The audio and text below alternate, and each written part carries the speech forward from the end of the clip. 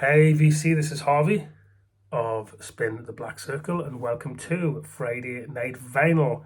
It's been a while, but this is a special edition. I am doing a shootout, unusual for me, between the brand new 50th anniversary Rhino release of Fleetwood Mac's 1975 self-titled album and my UK original 1975 pressing on the prize of the same title. Context: I love Fleetwood Mac, as do many in the VC and many in the world, and I've yet to hear a poorly sounding or badly pressed Fleetwood Mac album. Everything from the multiple copies of Rumours I haven't heard a bad copy of Rumours. I've got the Palace Chris Bellman 45 RPM double, which sounds absolutely astonishing. If you listen to the UK original pressing of Tango in the Night, that's one of the best sounding LPs in my collection. Mirror sounds fantastic, as does Tusk. So a bit like the Eagles, there's, I guess, the quality control that goes in to a Fleetwood Mac album, I'm guessing emanating from the band, means that everything they did through that recording, mixing and pressing process was subject to, stringent quality control to produce to be the best it could. So it was with some excitement, given I love this debut Fleetwood Mac LP, almost more than the Rumours LP, that when Steve Westman first of all had a show built around this latest Rhino reissue of the 50th anniversary of Fleetwood Mac. I hungrily got online and got one of the original 5,000 numbered pressings of it. So what do I think? I have to say, VC, I am very, very disappointed. Let me start from the beginning, from the very first track in Monday Morning, but this permeates through most of the LP. This is super bass heavy.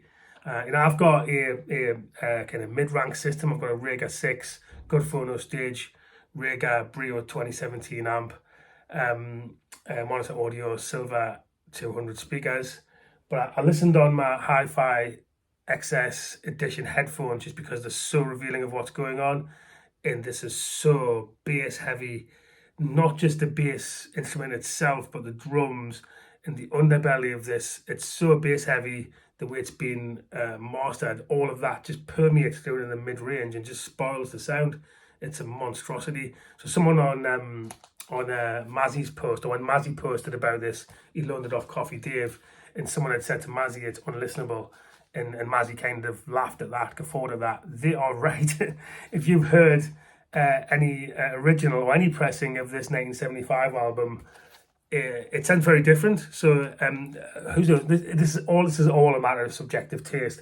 But this is not the way this album's meant to sound, or if it is the way it's meant to sound, then I think we've all been accidentally listening to a much better version for the last 50 years. So that's happened on Monday Morning, and then Warm Ways, again, that bass kind of rumbles and bubbles up and spoils the mid-range and even some of the highs, and then unbelievably, there are non-fill noises on the second track. I can't be the only one out of 5,000 people to get this that has non-fill noises and then crackling, not just on Warm Ways, but through a lot of side one of this album. Blue Letter, the third track, sounds better. That kind of unnatural bass sound seems to suit the drums on that, and the kick drum sounds pretty lively on that track. Rhiannon sounds okay, but I'll come back to that on my original reprise press. Side 2, I didn't hear much in the way of surface noise or non-fills on that, but again, that shitty bass heavy rumble was back on side 2 on Say You Love Me. And World Turning 2 just sounds deeply unnatural. So let's try and find some positives. If you thought the original was somehow bass heavy and you've always thought that, and you want to hear something that sounds unnaturally bassy without having to EQ it on your system, then get this. If you just want something that sounds very different because it sounds novel, get this. Or if you think it might hold its value as one of the 5,000 copies, then get this. But if you're expecting this to be the definitive version of this LP, having heard the original in particular, I think you're going to be disappointed if you're anything like me. Again, all subjective. The packaging, I don't really like the fact that this is all rumpled and squeezed in terms of the LP itself, crumbled to death. Yes, the actual gatefold and the OB look cool, and the original, the snapshots of the original tapes. Let's see if I can show you them. The original spool tapes are cool, and the lyric sheet and things are cool, but it doesn't make up, these things, it doesn't make up for the fact that this is a shitty sounding reissue.